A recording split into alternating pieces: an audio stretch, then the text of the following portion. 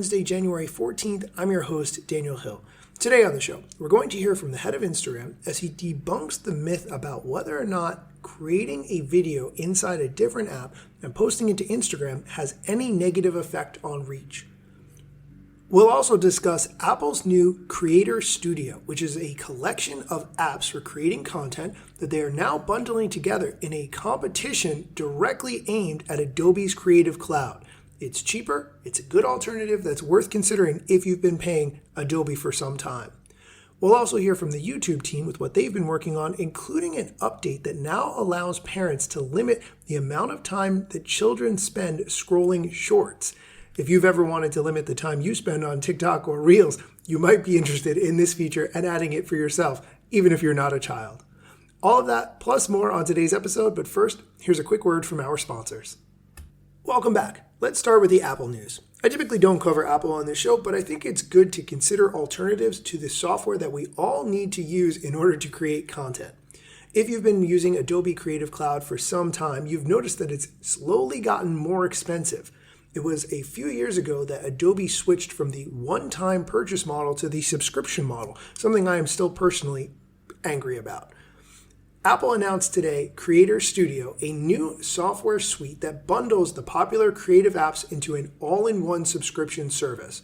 It will include access to Final Cut Pro, Logic Pro, Pixelmator Pro, Motion, Compressor, and Main Stage.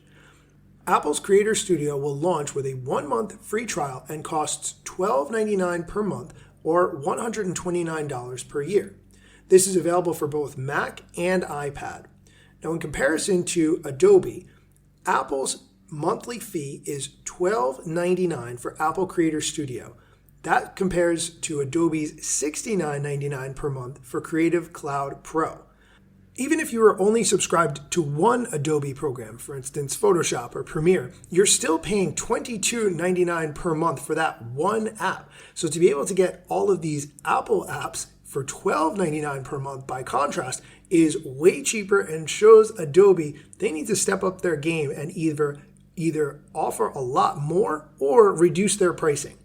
Now, if you're a person who is interested in paying for software just one time like I am, Apple still offers that as an option for each one of those apps that I mentioned, so I think that's a good alternative as well if you're tired of paying for Adobe. If you want to know more, the link is in the show notes. Moving on, the head of Instagram made a video explaining exactly how Instagram looks at reach for videos created in other apps and then uploaded to Instagram. You might have heard rumors going around that you have to create it inside Instagram or you have to create it inside the Edits app. Those rumors are false. Here's the head of Instagram to explain. There's a rumor that if you edit a video on another app and then you upload it to Instagram, we're going to demote your reach. That is not true. You can edit on whatever app you want and upload it to Instagram and not worry about having your reach limited in any way. The only exception is a word mark. So make sure that when you do upload that video, it doesn't have a word mark on top of it and you're good to go. Hopefully this clears it up. One thing I just want to point out is he said in that video, word mark, if there's a word mark on the video. I think we used to call that a watermark, and I still would refer to it as a watermark. If you see the TikTok logo on the video or even the Instagram Reels logo on the video that you're posting to another platform, that's what you really want to avoid. So make sure when you download the app from the platform or use a third-party tool to do it, it's not adding any logo or branding on top. That's really what we're trying to stay away from here. All right, we are going to take a quick break. When we come back, we're going to get into some YouTube news, including a new parental control feature to allow you to limit the time your child spends on shorts, plus more. Stick around. Using public Wi-Fi can be risky. I use NordVPN to make sure my data is protected and private online, especially when using Wi-Fi at an airport, coffee shop, or at a hotel. To ensure my data doesn't get exposed, I use NordVPN. They have world-class privacy and data protection features without slowing you down. It's also great to be able to avoid location-based price discrimination when booking flights, hotels, and more. To get the best deal on NordVPN, go to nordvpn.com/ignews. You'll get 4 extra months free when you choose the 2-year plan. There's also zero risk thanks to Nord's 30-day money-back guarantee. The link to sign up with all the discounts is in the show notes. Ensure your data privacy with NordVPN. Welcome back. Let's get into the YouTube news. The team at YouTube has been working on a bunch of new things, and one of them that I think is very compelling is the ability to now promote your YouTube video as an ad without needing to learn Google Ads. If this is interesting to you, you're going to like this segment from Lauren. Happy New Year, Insiders. Hope everyone had a safe and relaxing holiday break. If you're new here, welcome. I'm Lauren, a program manager working on the YouTube product team. My goal is to bring you weekly updates directly from the engineers, designers, and product managers building our latest features. On Creator Insider, we aim to bridge the gap between our power users, the creator community, and the teams behind the scenes. I'm here to ensure your feedback, whether it's a critique or a celebration, is read by our teams so we can continue to iterate and improve. We welcome your constructive insights on where we can do better, as well as your thoughts on the products and features you're most excited about. We have a short news flash for you this week, so let's get into it. We're launching a new feature for YouTube Promote that allows creators to target viewers based on specific interests, like gamers, beauty enthusiasts, or travel buffs. As a reminder, YouTube Promote is a great way for you to grow your channel or business through advertising without having to learn to navigate Google Ads. Use of Promote is completely optional and complementary to organic search and discovery, but it's worth noting that subscribers and views gained from Promote do not count towards eligibility for the YouTube Partner Program. Currently, you can target your promotions to certain demographics, countries, and languages. With this launch, creators will now have more control over the audience their promotions are shown to and can find relevant audiences as Promote targets viewers who are more likely to be interested in their content. Interest categories are based on aggregated, anonymized signals from viewer activity across Google and YouTube. For example, if someone frequently watches videos about cooking and searches for recipes, they may be included in the food and dining interest category. Currently, interest targeting is only available when setting up a promotion on desktop, but the team is hoping to bring this feature to mobile in the near future. We'll share updates as we have them. Next, we're bringing a new feature, Ingredients to Video, to Shorts and the YouTube Create app. We know many of you have been looking forward to more powerful ways to visualize your ideas and turn static images into dynamic stories. Ingredients to Video allows you to transform text prompts and reference images into 8-second video clips using our latest VO Gen AI models. For example, you can upload a photo of yourself, an object, and a background, and see it come to life in one cohesive video. Our goal is to gather feedback and understand how using image references helps you better control the style and content of your AI-generated videos. Let us know what you think. Now, since this is the first newsflash of the year, I'd love to hear what you'd like to see more of in 2026. This could be a standing update in the newsflash or a new series. Let us know your thoughts in the comments. And that's it for this week. From the creators of YouTube to YouTube creators, we'll see you next week. Overall, I love those clips from Lauren and the rest of the YouTube Creator Insider team, but Lauren just speaks a little bit too slowly for this show, in my opinion, so I've been speeding her up to 1.3x. If that is too fast, or you think Lauren should be even faster on this show, send me a DM at Daniel Hill Media and I will adjust accordingly. All right, let's move on to the last piece of YouTube news, which comes from the YouTube official blog. Parents can now help teens to be more intentional about how they watch with a control to set the amount of time spent scrolling shorts. And soon, parents will see the option to set the timer to 0. They explain that this is an industry-first feature that puts parents firmly in control of the amount of short-form content their kids watch. I love this idea. I think that other social media platforms should include it as well. Of course, there are tools to help you track your watch time on each platform. Instagram has that, TikTok has that, and you can set limits where you will get reminders when you reach a certain time, but nothing in terms of what parents can set for children or that even people could set for themselves. I've seen third-party solutions for this problem. I've seen apps that require you to do a certain number of push-ups before you can access a certain app on your phone, which I think is a hilarious idea and something that definitely should be used accordingly. But nice to see this coming directly from the YouTube team and looking forward to seeing how parents use that for their kids and eventually where we can all get this for ourselves. That is going to do it for today's news. If you would like to hear me do Wednesday Waffle, which is where I talk about another topic that may or may not be related to social media, stick around after the music.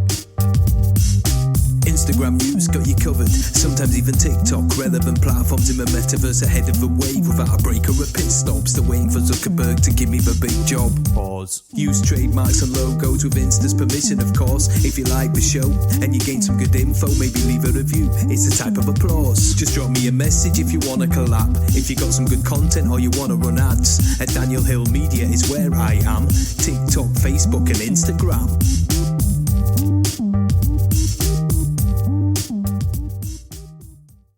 Hey, thanks for sticking around to hear me talk about something else. I want to tell a story, but it is a very long story. This is going to have to be 2 parts. I'm going to say this right off the bat. Recently, my wife and I had our 20th anniversary, and I wanted to not only get her a special gift, which I did, but also plan some events for her, make some things happen so she knows not only how much I appreciate her, but how much I appreciate our marriage. Having said that, those events and things also need to entertain me, because in case you are not familiar from listening to this show, I also need to be mentally entertained. Otherwise, I will just lose interest. So I wanted to make my wife feel really special and feel really important, and I wanted to do a combination of things in order to accomplish that. I was trying to brainstorm ideas. I was asking her friends for suggestions. Obviously, I made a list of things that she likes, and I was trying to build off that. And then I came across a YouTube video of a woman who told a story about something that she heard a husband did to show his wife how much he appreciated her and what he did in order to accomplish that. And she told the story. I took that idea and I ran with it. And I'm going to tell you the story of what that woman said in the video, and then also what I did to accomplish this.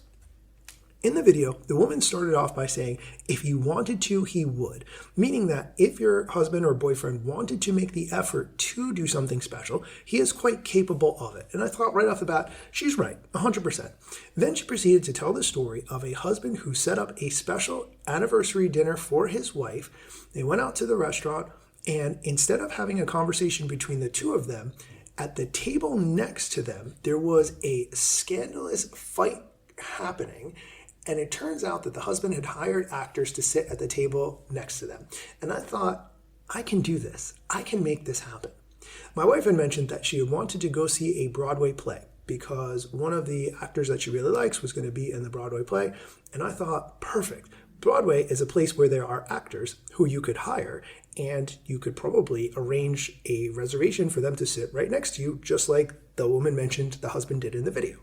So I found a local acting school, and I reached out to the main person who runs the school, explained what I wanted, and she connected me with two actresses who are going to sit at the table next to us and tell dating stories. And this idea worked out so well. As soon as we sat down at the table next to them, again, my wife has no idea, the one lady says to the other lady, so what's been going on lately? And the other one says, oh, I have so many stories to tell you. And as soon as she said that, my wife started kicking me under the table. So I knew that this idea was going to work out. This idea worked so well, and I'm running out of time here. I think this will probably go on for 10 minutes.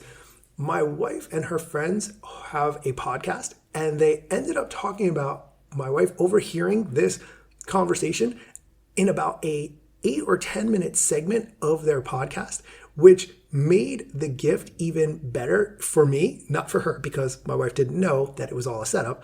But I will link to this episode if you are like, hey, Daniel, I want to know more about this story. But again, my wife is telling it from the perspective of having no idea that I hired actresses. You're really going to like this. I'm going to link to it in the show notes. If for some reason you can't access the show notes, send me a DM and I'll send you the link directly. Okay, that is it for today's episode. I'm going to tell more of this story. I'm going to give more part 2 next time, because eventually I did have to tell my wife that I hired actresses. So maybe on the next Wednesday Waffle. I think I'm amusing myself again more than... Anyway, thank you for listening. As always, come back next time for more social media news.